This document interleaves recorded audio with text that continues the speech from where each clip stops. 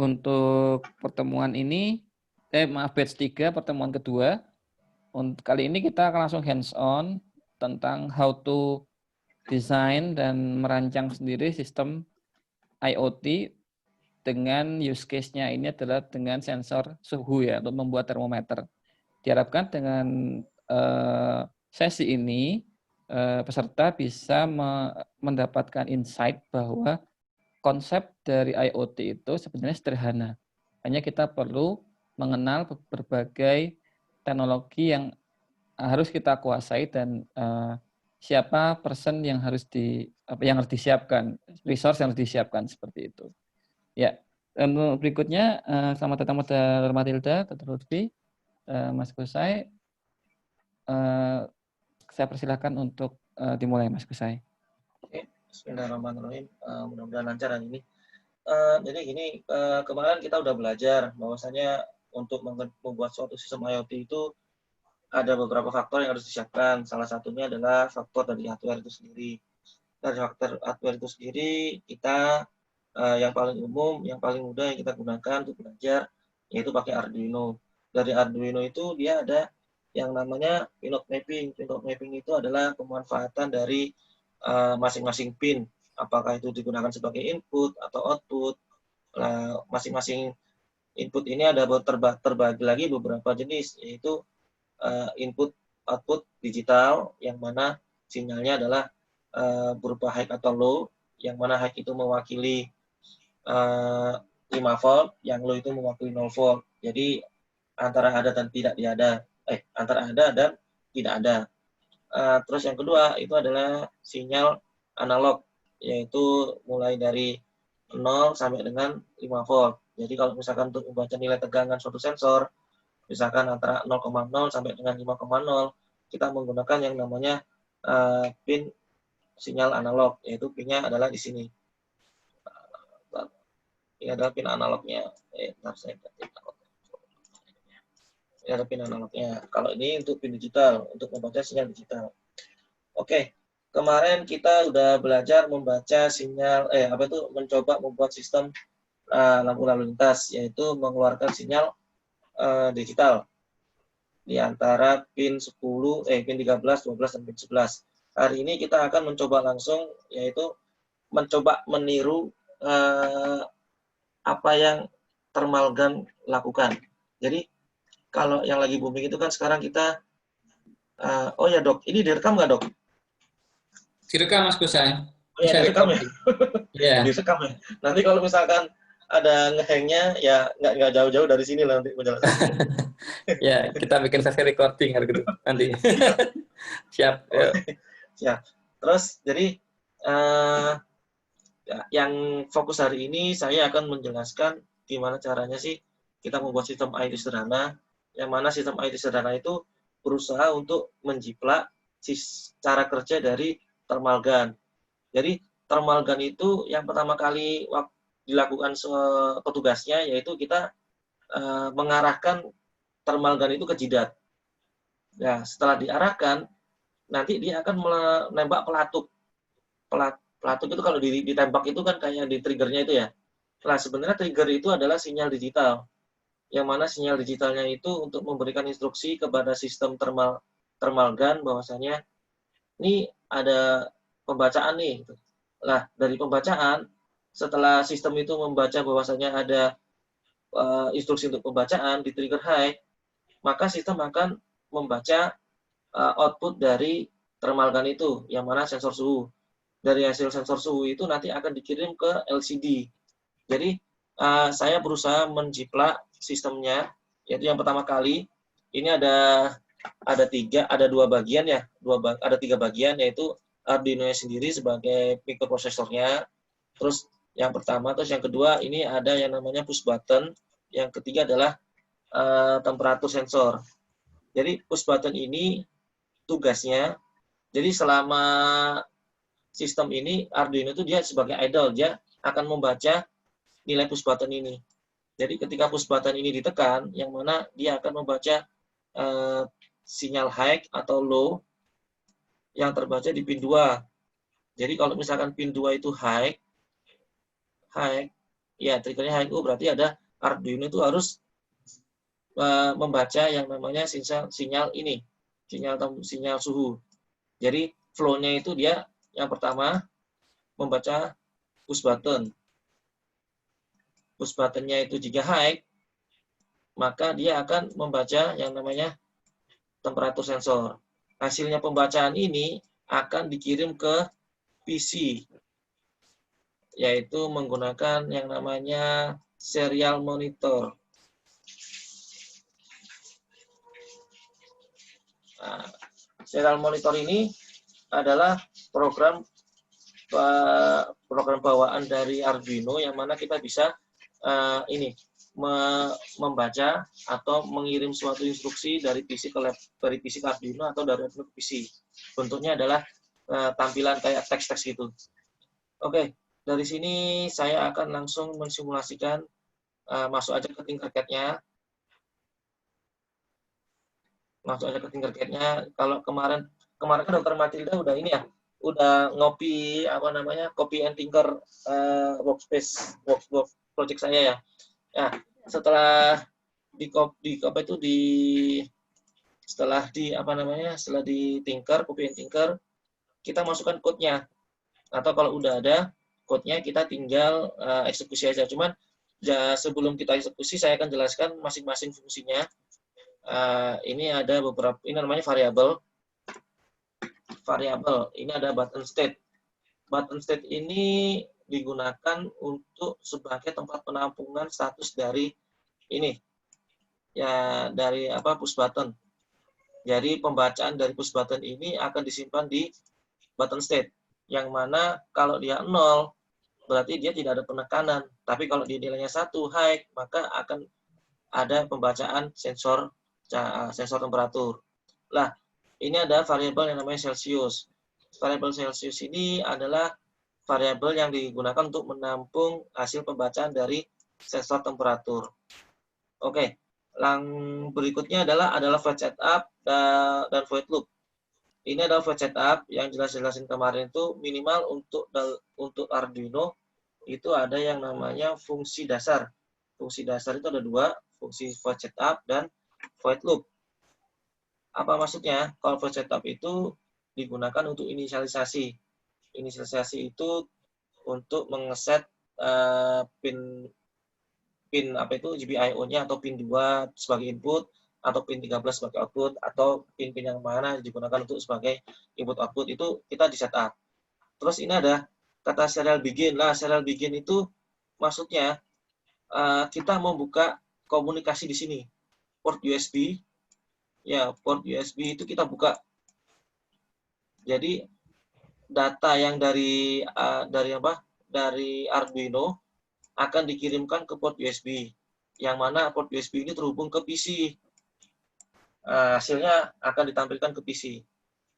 Oke, lanjut. Nah, ini adalah void setup-nya. Void setup seperti itu aja, yang mana pin 2 ini terhubung dengan push button. Kayak pin 13 ini adalah pin 13 ini, yang mana pin 13 itu terhubung dengan lampu ini, lampu internal. Oke, berikutnya masuk ke void loop. Oke, void loop ini dasarnya sederhana sekali, yang mana ada instruksi if digital read sama dengan high, berarti kalau dia membaca ada penekanan push button di sini, sama dengan high adalah ada penekanan, maka dia akan mengeksekusi baca sensor suhu. Ini adalah fungsinya. Baca sensor suhu ini adalah seperti ini. Ini adalah rumus-rumusan untuk mengambil mengkonversi dari pembacaan sinyal analog ke hasil berupa digital pembacaan Celsius ke suhu. Jadi ini adalah rumusnya. Rumusnya dari mana, Mas? Rumusnya ini dari datasheet. Datasheetnya itu dari mana? Dari masing-masing vendor. Atau kalau misalkan kita browsing-browsing, ini cara konversi temperatur ini dari analog ke suhu gimana ya? Nah, itu biasanya dikasih tahu kita rumus-rumusnya seperti ini. Kita nggak usah khawatir, karena rumus-rumus ini kita bisa dapetin di user manualnya. Oke, Setelah kita mulai balik lagi ya ke void loop ya. Void loop ini adalah fungsi algoritma utama, yang mana algoritma utama ini akan dieksekusi terus-menerus, ya akan dieksekusi terus-menerus sampai powernya ini dilepas. Jadi selama powernya ada, kita akan melihat, sistem akan mengeksekusi void loop ini. Yang mana void loop ini cuma beberapa baris, yaitu membaca sinyal high atau low di pin 2. Kalau ada sinyal high, berarti langsung eksekusi ke pembacaan Celsius, pembacaan suhu, baca sensor suhu. Ini adalah rumusnya. Nanti hasil dari pembacaan ini akan ditampilkan ke serial.print ini maksudnya menuliskan hasil pembacaan, ya, menuliskan hasil pembacaan ke PC. Oke, ya, kita coba dulu eksekusinya. Start simulation. Nah, simulasi berjalan ya. Coba teman-teman cek di sini. Ini ada serial monitor. Serial monitor ini adalah software internal dari Arduino-nya, yang mana dia tujuannya adalah membaca data di antara ini. Jadi kalau ada data yang lewat atau data yang masuk, akan ditampilkan di serial monitor ini. Oke, sekarang saya coba klik dulu ya. Ini coba dulu dibuka, diklik. Nah, karena ini tidak ada penekanan, maka tidak akan ada eksekusi untuk baca sensor suhu. Jadi sensor suhunya dia idle, sistemnya akan idle. Tapi ketika saya klik di sini, ini ada suhunya saya set ke 42. Oh ya, ini adalah simulasi ya. Sebenarnya nanti kalau di aktualnya kita nggak neken apa namanya kanan kiri ini. Ini adalah simulasinya aja. Makanya Tinkercad ini adalah simulasi, yang mana simulasi ini digunakan untuk mengcoding, mendevelop seaktual mungkin, serial mungkin. Nah, ini adalah saya coba sensor suhunya saya ke 37 ya. 37. Saya tekan ini, push button saya tekan. Nah, ada pembacaan 37 derajat Celcius. Coba saya pindah lagi ke mana? Ke 44 ya. Ini 44 Celcius. Oke, ini adalah sistem sederhana dari thermal gun. Thermal gun itu sama prinsipnya, karena kalau thermal gun itu kan dia menggunakan sensor thermal ya. Nah, kalau sensor thermal itu di sini nggak ada bahan nggak ada sensornya. Jadi saya menggunakan yang semirip mungkin, yaitu yang ada di sini. Yang ada di sini itu adalah sensor suhu. Sensor suhunya itu sensor suhu tempel. Jadi ini adalah sensor suhunya ya. Ini adalah sensor suhunya TMP36. Itu adalah sensor suhu ruangan sebenarnya. Tapi kalau kita menggunakan kita menggunakan aktual untuk pembacaan sensor suhu suatu pasien, kita bisa menggunakan sensor thermal yang secara aktual kita beli di pasaran. Cuman harganya agak mahal. Tapi secara sistem sih nggak jauh beda dari pembacaan seperti ini. Oke, ini adalah contoh simulasinya. Ada yang ditanyakan nggak teman-teman? Dokter Matilda nyoba langsung atau gimana, Dok? Bisa di-share screen, Dok. Kalau misalnya ada kesulitan, di-share screen aja. Ya sih, saya cuma lihat aja. Soalnya ini lagi lemot laptopnya. Halo, gimana, Dok? Halo? Enggak, saya lihat aja soalnya lagi lemot laptopnya. Oke, siap, Dok. Oke, siap. Jadi ini adalah simulasi secara sistem kerja dari thermal gun, yaitu ketika triggernya ditekan, ya nanti akan membaca hasil dari temperatur ini. Nah, ini coba kita ganti 58 Celcius. Oke, ini kita udah berhasil mensimulasikan atau mengambil data dari sensor suhu. Secara aktual, kalau teman-teman ingin membeli sensor suhunya adalah ini. Nah, ini temperatur LMP36. Itu kalau misalkan teman-teman beli dan menggunakan rangkaian yang sama seperti ini, dan juga menggunakan source code ini, source code yang saya share ini, teman-teman udah berhasil membuat suatu sistem sederhana untuk pembacaan sensor suhu. Tapi sensor suhunya, sensor suhu ruangan ya. bukan sensor suhu yang untuk thermal gun. Soalnya simulasinya nggak ada sensor komponennya. Tapi secara aktual kita bisa beli kok, bisa beli dan mencoba sistem flow-nya seperti ini. Oke, ini kita udah berhasil mendapatkan yang namanya sistem untuk membaca suhu, yaitu udah dapat hasilnya. Nah, Mas, kita kan ngomongnya IoT, Mas. Nah, udah dapat nih, Mas, udah bisa sistem udah jalan, udah bisa baca sensor suhu. Terus yang saya lakukan apa, Mas? Nah, yang harus dilakukan selanjutnya adalah sistem ini kalau ingin mengirim data ke suatu server, itu harus menggunakan yang namanya data carrier atau modem lah kalau kita ibaratnya. Lah modemnya itu ada berbagai macam. Ada berbagai macam. Kalau yang saya share di sini, saya kasih apa namanya?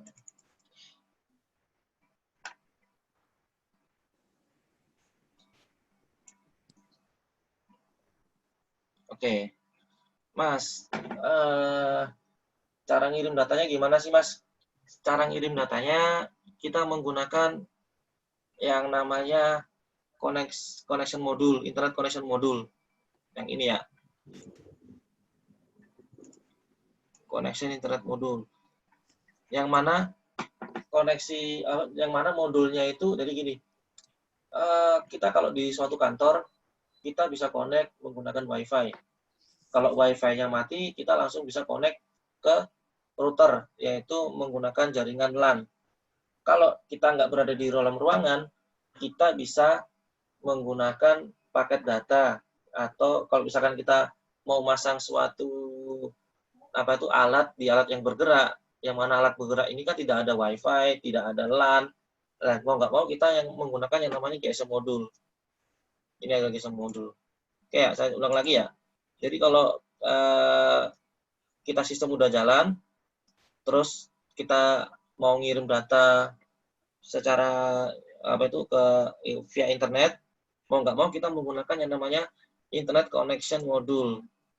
Yang mana jenisnya ada beberapa, yaitu tergantung di lapangannya. Kalau di lapangan ada hotspot, maka kita menggunakan yang namanya ESP8266 untuk jaringan WiFi-nya, untuk connect ke WiFi-nya. Tapi kalau di sana nggak ada hotspot, cuman ada LAN aja, kabel LAN, maka kita menggunakan yang namanya Ethernet modul. Ini adalah yang LAN. Ya, ini tuh yang WiFi ya. Mas, aku pengennya mobile, Mas. Ininya, sistemnya. Nah, kalau mobile, kita menggunakan yang namanya GSM modul. Yang mana GSM modul itu kita membeli paket Telkomsel, atau paket apa aja yang ada paket datanya, kita SIM card-nya itu kita masukkan ke sini. Nah, baru kita ini bisa connect ke internet dengan menggunakan paket data tadi. Oke, dari sini ada yang ditanyakan nggak? Kalau nggak ada yang ditanyakan, saya masuk ke ini ya, preface masalah Internet of Things. Jadi gini, Internet of Things itu sebenarnya dia adalah pengukuran jarak jauh, yang mana media pengirimannya dia itu menggunakan jaringan internet. Itu adalah keywordnya. Keywordnya seperti itu. Terus secara teknisnya itu terbagi lagi. Ada sisi device dan ada sisi user. Yang mana device itu adalah yang kita kerjakan tadi. Kita mau ngoprek-ngoprek yang namanya microcontroller. Microcontroller itu dia mengambil data dari sensor. Nah, ini adalah microcontroller, yang mana microcontroller itu tugasnya dia mengambil data pembacaan dari sensor. Setelah sensor dibaca, maka tugas microcontroller adalah mengakses yang namanya jaringan internet. Yang mana mengakses untuk API. Ini adalah API-nya dia ya. API yang nanti saya buatkan. Jadi, maksudnya API itu apa? Jadi gini, kalau kita udah bisa mengambil data dari suatu sensor, data ini kan mau kita kirim ke jaringan. Ya, kalau kita menggunakan jaringan, kita harus pilih yang namanya jaringannya via WiFi misalkan. Lah, WiFi ini kan udah connect nih, sistem kita udah connect. Kalau habis connect, terus kita mau ngapain? Udah connect ke internet. Kita mau nggak mau harus membuat suatu tujuan. tujuan untuk penerimaan data. Nah, penerimaan data itu yang namanya adalah IP. IP itu sebenarnya adalah barisan-barisan ini, URL address ada suatu website atau suatu domain, yang mana dari address ini ketika ada data dikirim atau ketika ada microcontroller dia mengakses ini, maka data itu akan disimpan, maka data itu akan pertama kali dihandle oleh yang namanya web server. Dari web server itu data dipisah-pisah, data suhu, data timestamp, data apa aja itu dipisah-pisah. Nah, data dipisah-pisah akan disimpan di database. Jadi setiap kali ada pengiriman data ke sini, data ini akan di-handle oleh namanya web server. Dari web server ini, data itu dipisah-pisah, habis itu disimpan ke database. Nah, dari disimpan di database, setelah udah disimpan database, ya, maka yang dari sisi berikutnya, itu ada yang namanya user side. User side ini ibaratnya kita lah ya, yang punya sistem, kita pengen tahu ini data berapa suhu sih, suhunya berapa sih, terus udah jalan apa belum sih. Nah, ini adalah dari sisi aplikasinya. Jadi aplikasinya itu sebenarnya dari sisi klien kita. Nah, aplikasi ini bisa terdiri dari aplikasi web, Android, iOS, atau desktop. Nanti yang saya share di sini itu adalah yang nama application based on web. Jadi nanti kita harus mengakses suatu alamat tertentu. Dari alamat tertentu ini kita sama juga dari alamat tertentu ini kita ibaratnya kayak minta report ya, minta report ke web server. Ini web server, aku minta data dong dari device yang aku kerjakan ini. Yang mana ID-nya? Oh, ID-nya misalkan ID-nya XXX. Dari XXX ini nanti web server akan mengambil data yang kita inginkan dari database. Database ini nanti akan dikirimkan ke sini, user. Itu adalah secara penjelasan sederhana masalah masalah jalannya sistem IoT seperti itu. Jadi ada device ini baca sensor, terus pengen connect ke internet, minimal harus ada tahu akses kemana, dari akses kemana, nanti ada web server, dari web server nanti data dipecah-pecah, disimpan ke database. Habis ke database, nanti dia diambil oleh yang dari sisi aplikasi. Aplikasi nanti dia minta request ke web server, dari web server nanti data yang tadi disimpan database dipilah-pilah, database dipilah-pilah, nanti responnya dibalikin lagi ke aplikasi. Itu sederhananya seperti itu. Oke, lanjut. Kalau udah paham, lanjut kita langsung ke penjelasan ini ya, sistemnya ya. Tadi udah. Nah, ini kita menggunakan yang namanya WiFi modul. Oh ya, Tinkercad ini dia ada yang namanya WiFi modul. Jadi kita ibaratnya memasang alat ini, memasang WiFi modul ini ke Arduino kita. Nanti dari simulasi ini data akan dikirim secara real ke server saya. Jadi teman-teman nanti bisa mencoba kalau di rumah datanya bisa bisa sinkron nggak ke server. Jadi kalau bisa sinkron, nanti teman-teman udah tahu nih tampilan datanya seperti apa. Tampilan datanya nanti seperti ini. Nah, ini dia. Ini adalah tampilan aplikasi sederhana. Ini yang saya jelasin tadi. Kalau user itu pengen mengakses aplikasinya, dia harus memasukkan yang namanya ini domainnya. Ini adalah API-nya, user application URL, yang mana ini adalah domainnya dia. Minta bagan, chart. Terus ini adalah ID. ID ini adalah ID device. Jadi gini, kalau kita membuat suatu sistem IoT, yang mana sistem IoT ini kita nggak mungkin bikin satu aja kan, pasti bikin banyak. Nah, masing-masing sistem IoT kalau udah banyak duplikasinya, banyak udah mass production, itu harus mempunyai ID unique ID. Yang mana unique ID itu nggak boleh sama.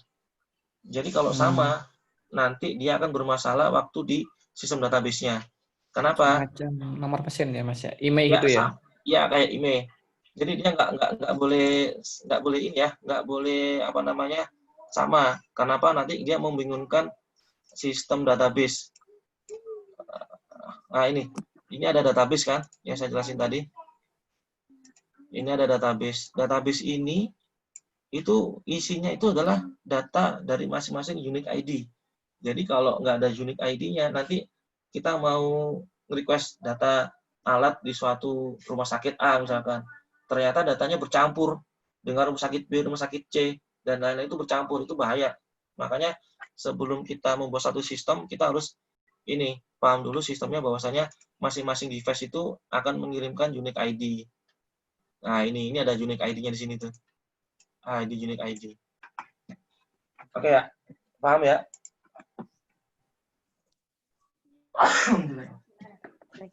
Di Bogor hujan, dingin. Oke, kita akan mencoba simulasinya.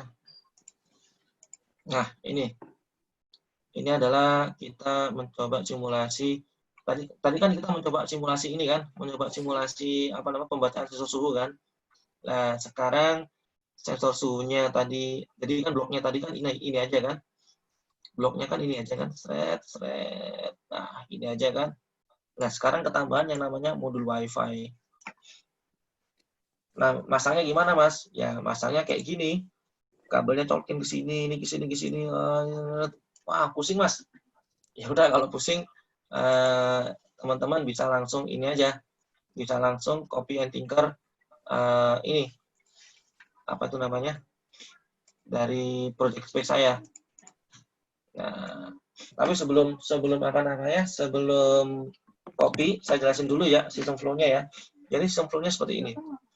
Yang tadi itu kan kita membaca dulu kan, apakah push button ditekan.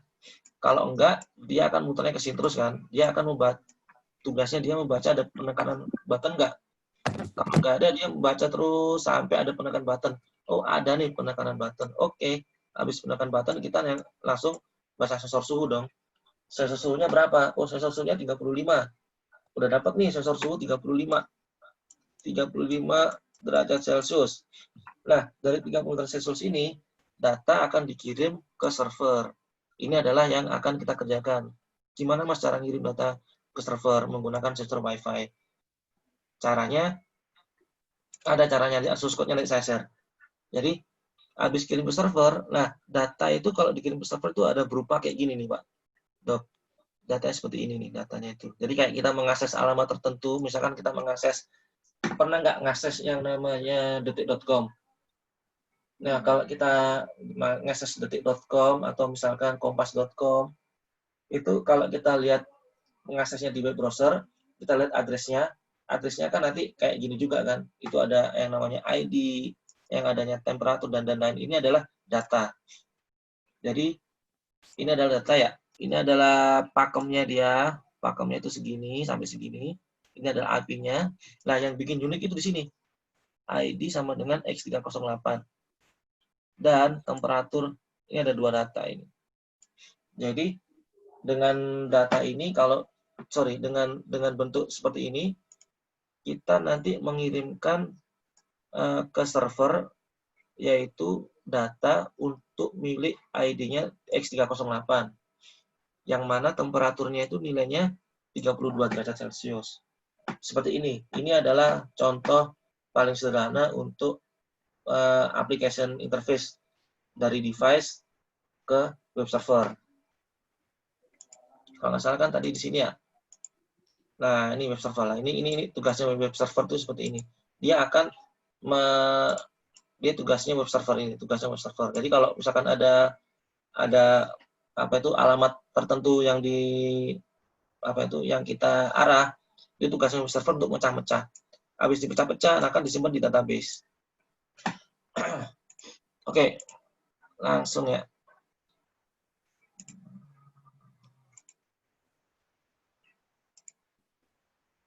Nah, kalau udah paham dari sini, udah paham flow-nya, baru kita coba bikin. Nah, kalau teman-teman susah bikin, teman-teman bisa langsung ini caranya, ketik diklik nih dulu, ya, diklik search, nanti akan muncul ini. Nah, show me, klik Maskus Lab IoT.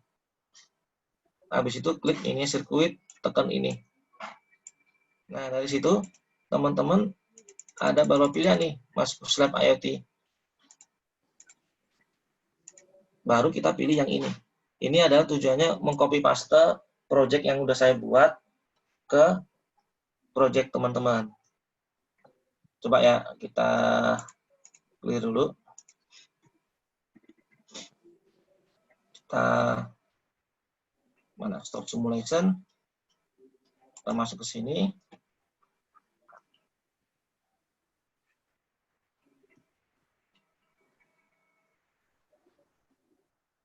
Nah, kita klik ini.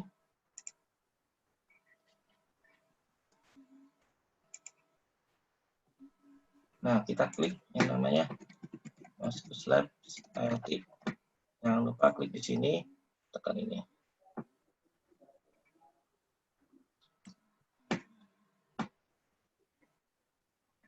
Banyak banget ini. Mana Maskus Lab ya? Oh, nggak ada. Ini aja lah, Maskus Lab aja lah. Nah, ini. Nah, muncul dulu. Nah, copy and tinker.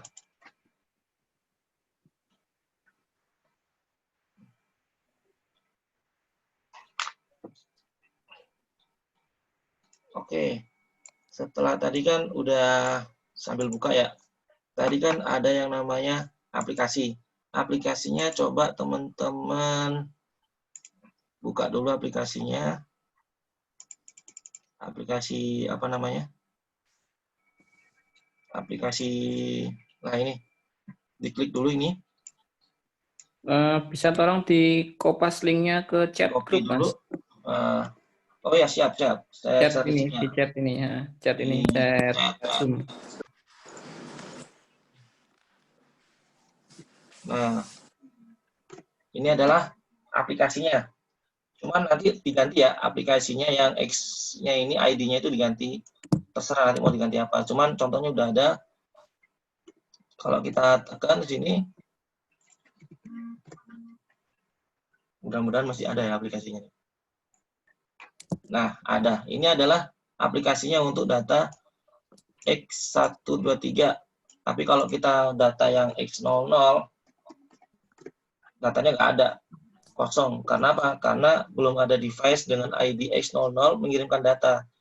Nah, nanti tugas kita memberikan apa namanya? Memberikan apa itu? Nama. ID yang baru. Oke ya. Ini source code-nya kita buka. Nah, udah mulai pusing. Mas, pusing, Mas. Oh iya, pusing. Saya juga dulu ngerjainnya pertama kali pusing. Cuman akhir-akhir ini kalau kita udah tahu flow-nya yang mana aja yang harus kita copy paste. Jadi gini, tugasnya programmer itu sebenarnya yang pertama itu paham algoritma dulu.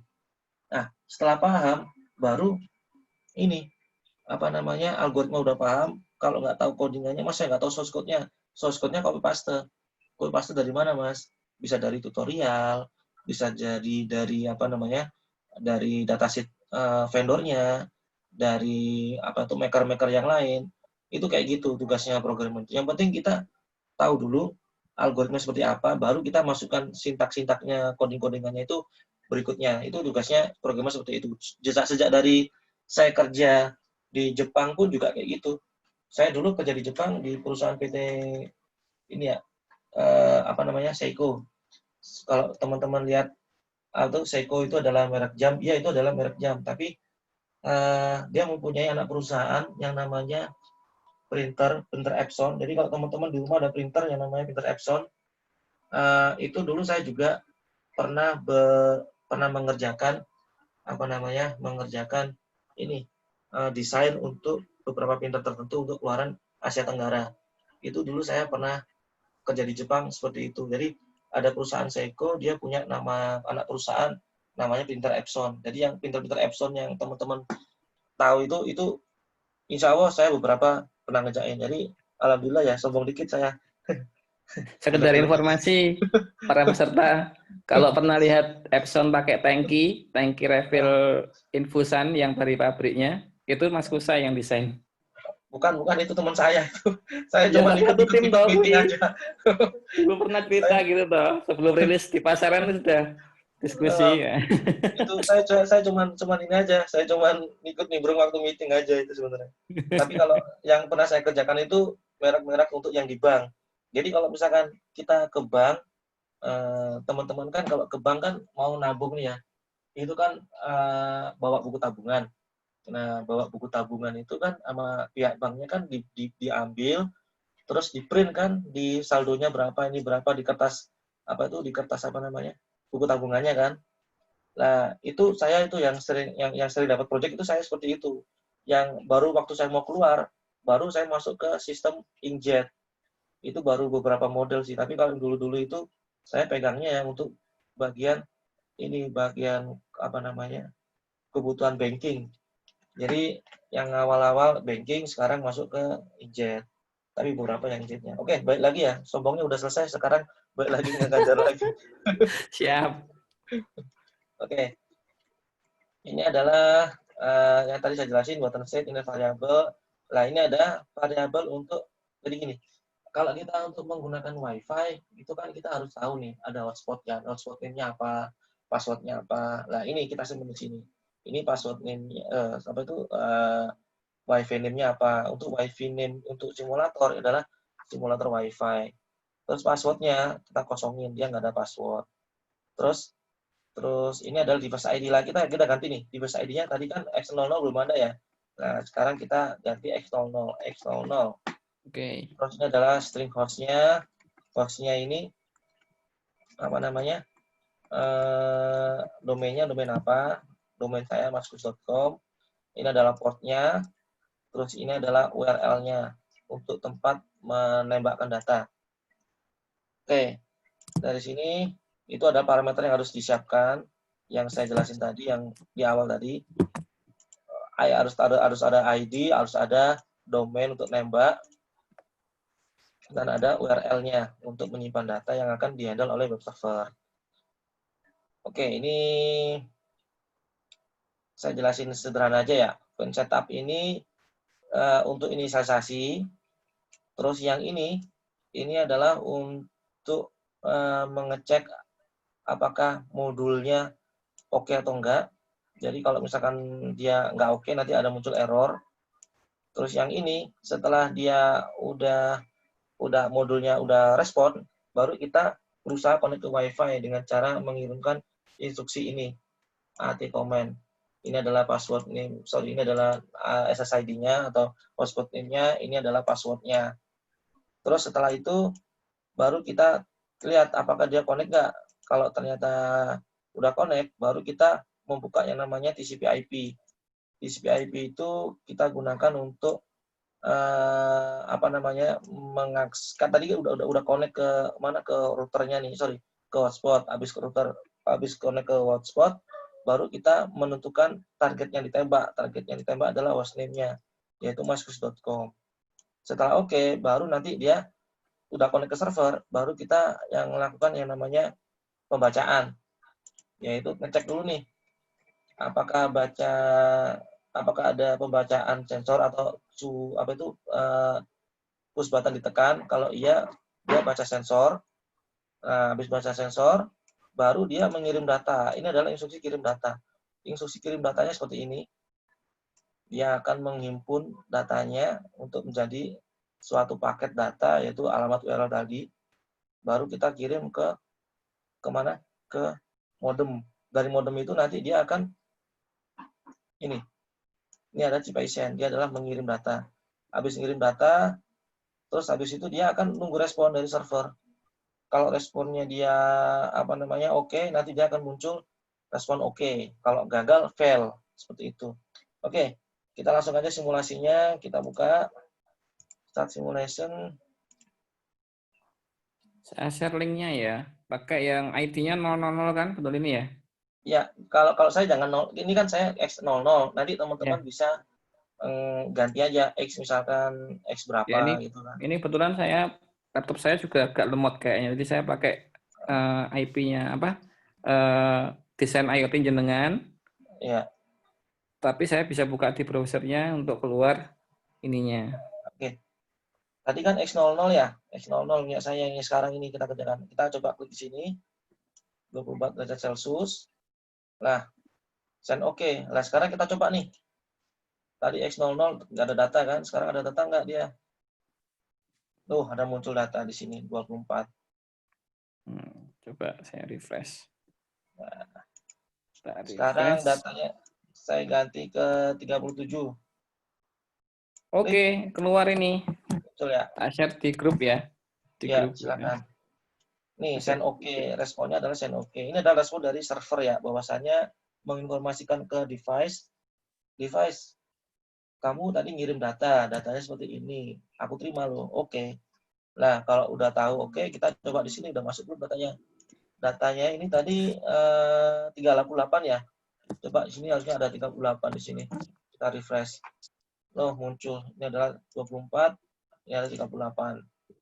Coba kita kirim lagi, kita atur ke 28. 28 ya. Klik. Wow, diukurnya 29 pembacaannya. Send oke. Harusnya ada 29, 24, 38, 29. Oke. Ini adalah contoh sederhana dari yang namanya sistem IoT untuk pengukuran suhu. Yang mana pengukuran suhu ini sejatinya yang sekarang untuk simulasi adalah untuk pengukuran suhu ruangan. Tapi teman-teman bisa diganti ke sensor suhu untuk sensor suhu pengukuran suhu, yaitu thermal gun. Tinggal ganti sensornya aja, sistemnya nggak jauh beda seperti ini. Nah, teman-teman bisa menggunakan aplikasi saya ini untuk ngirim data. Nanti dari data ini teman-teman bisa mengecek analisanya, apakah benar datanya. Ini kan ada timestamp-nya. Ini ada suhunya, ada timestamp-nya. Ya, tanggalnya tanggal berapa ini? Tanggal 8 ya? Sekarang Agustus ya? Sekarang bulan apa sih? Juli. Oh, Juli. Juli itu 7 ya? Oh ya. Juli. Tanggal 8. Oh ya benar. Ini tahun 2020 bulan Juli tanggal 8 jamnya 20.37. Itu ada 24 apa itu suhunya 24. Terus habis itu jam 20.37 detik ke 53 suhunya 5.38. Yang terakhir suhunya 29. Oke, teman-teman, ini adalah secara gambaran luas secara umum bagaimana sistem IoT bekerja. Yaitu sistem IoT itu bekerja meliputkan banyak yang namanya program studi, yaitu salah satunya program studi teknik elektro untuk masalah device-nya. Terus yang kedua, jurusan telemetri. Telemetri itu sensor-sensornya. Terus yang ketiga, programming. Programming ini ada dibagi lagi, yaitu programming embedded untuk masalah hardware dan programming untuk application. Aplikasinya apa? Kalau kita menggunakan web server, berarti kita menggunakan program studi sistem informasi. Nah, habis sistem informasi, nanti teman-teman harus paham yang namanya database handling. Database handling itu yang saya jelasin tadi, ada data masuk dari device, dipecah-pecah-pecah, dimasukin ke database. Habis database, nanti ada request dari user mau ngambil data yang mana nih? Nah, data yang mana? Dan data yang mana itu tugasnya tugasnya dari web server itu. Makanya yang ini namanya sistem IoT itu melibatkan banyak program jurusan. Jadi teman-teman kalau untuk cuma belajar sehari agak susah, tapi kalau teman-teman udah punya bayangan dan teman-teman ingin membuat suatu sistem IoT sendiri, teman-teman udah tahu nih, oh kalau sama itu aku harus membutuhkan orang yang paham teknik apa aja, teknik hardware, habis itu teknik hardware apalagi, oh teknik ini database, kamu paham database nggak? Oh paham. Habis database nanti paham yang namanya membuat aplikasi berbasis web server. Jadi kalau untuk buat sendiri satu orang itu agak agak ribet, tapi kalau mau membuat suatu sistem dan nggak mau repot, teman-teman harus bisa berkolaborasi dengan beberapa program jurusan tadi itu. Jadi teman-teman udah tahu nih key point personnya itu siapa aja, seperti itu. Oke, ini udah selesai tugas saya. Ada yang ditanyakan? Kalau ada ditanyakan untuk sesi tanya jawab sampai jam 9 ya, Dok ya. Iya. Oke. Jadi kita sudah lihat kita desain di Tinkercad-nya ya. Tinkercad-nya untuk microcontroller-nya, sensor dan sebagainya sudah bisa membaca sensor, kemudian kita kirimkan ya lewat internet tadi ya menggunakan API dan data server tadi, terus kita tampilkan di tampilan dashboard ya, tampilan datanya. Jadi beratnya kita memasang sebuah alat jarak jauh, alat jarak jauh, dan kita menampilkannya di tempat kita. Saya bayangkan ini malah misalkan ini diterapkan di Nur Station, ini senang banget ini. Ya. Langsung Mbak thermal gun ke pasien, tit gitu, terus masuk ke ke rekam medis langsung di Nur Station nih. Seru sekali ini. Nggak perlu time satu-satu, langsung bisa masuk. Oke, mungkin ada pertanyaan Dok dari sesi ini. Mas Lutfi mungkin, Dr. Lutfi, Dr. Matilda mungkin. Dr. Matilda. Saya mau nanya Dr. aja Rani. sih, barangnya sebesar apa jadinya? Gimana, Dok? Videonya Mas Kusai. Apa? Nggak dengar. Barangnya IoT Arduino-nya. Oh, bentar ya, saya kasih lihat ya. Saya sebenarnya malas nge-share video. Ini aja dimatikan aja share screen-nya. Nah, ini adalah barangnya seperti ini. Kemudian Kecil kan? Ini yang rusak ini ya. Yang rusak itu ini. Ini saya lagi di Francisco ya. Ini barangnya. Tapi kalau ini Arduino Mega ya? Ini Arduino Uno. Bentuknya sama kan? Sama kayak yang di mana? Yang di Tinkercad sama kan? Berarti misal tadi yang untuk sensor suhu dan modul, misalkan pakai Arduino mini atau nano gitu bisa? Tinggal menyesuaikan kaki-kakinya aja. Kaki-kakinya kan berdasarkan source code-nya, kakinya nempel di pin 2. Oh di pin gitu. 1, ya tinggal disesuaikan. Berarti Terus, bisa ya, tergantung tugasnya ya, dia tugasnya disuruh ngapain aja ya. Jadi kalau udah paham ini udah canggih ya.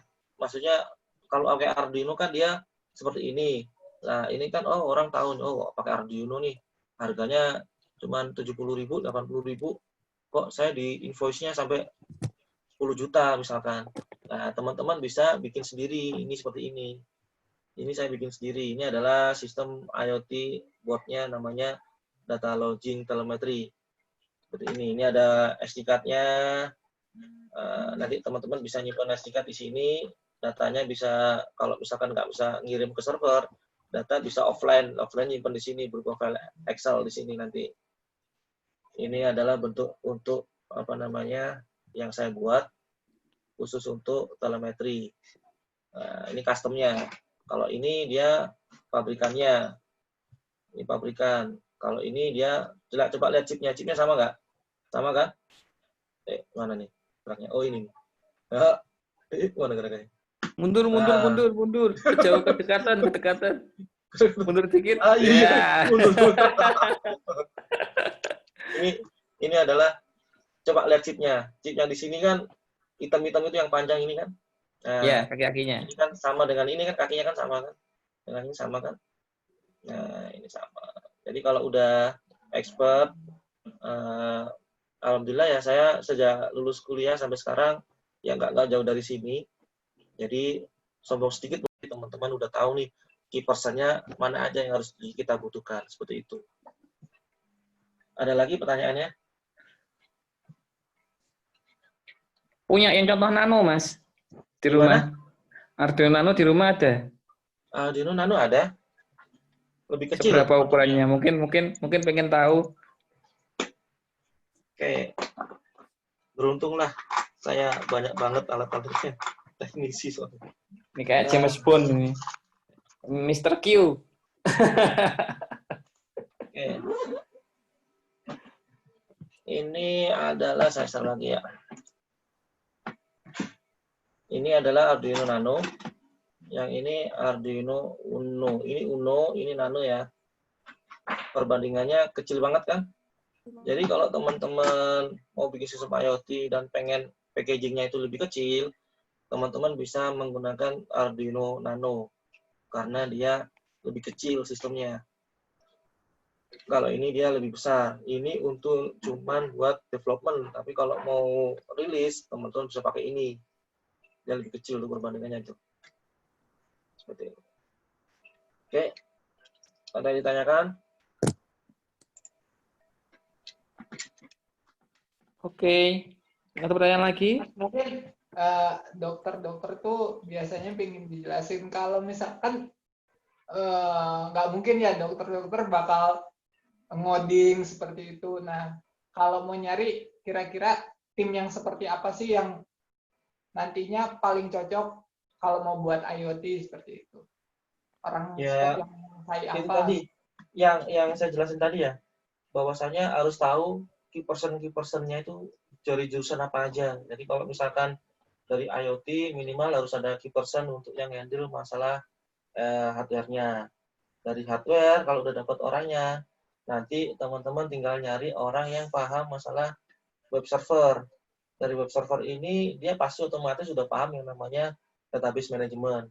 Tergantung nanti dia pakai database apa. Tadi database itu banyak banget ya tipe-tipenya, jenisnya. Bahasa pemrograman juga banyak. Sekarang ada bahasa Golang, ada bahasa MySQL, PHP dan lain-lain, itu banyak banget tergantung kebutuhan. Masing-masing bahasa pemrograman itu ada kelemahan-kelebihannya. Kalau untuk cuma buat simulasi kayak saya ini kan sederhana. Lah itu bisa ini orang web server, orang yang dari jurusan sistem informasi yang udah paham masalah MySQL, insya Allah dia bisa diajak kolaborasi. Tapi untuk masalah safety itu kita kalau udah rilis, udah run dan udah menghandle beberapa project, dan project ini dipegang oleh customer kita besar, misalkan suatu perusahaan atau suatu rumah sakit, minimal yang namanya security itu harus diperhatikan. Jadi jangan sampai data pengiriman, data ini bisa bocor ke orang-orang. Nah, itu harus diperhatikan dari sisi ininya, dari sisi security-nya. Seperti itu, Dok. Jadi nggak murni harus langsung Mas Usai itu enggak. Jadi bisa orang lain atau orang yang kiper yang tadi saya sebutin tadi. Seperti itu, Dok. Ada lagi? Saya sudah.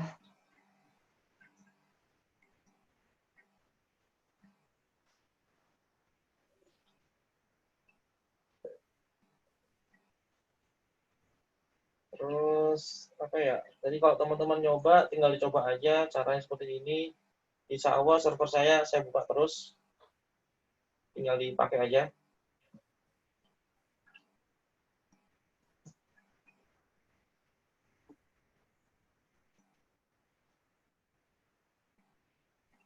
Ada lagi tanyakan? Mungkin dari Dr. Rani?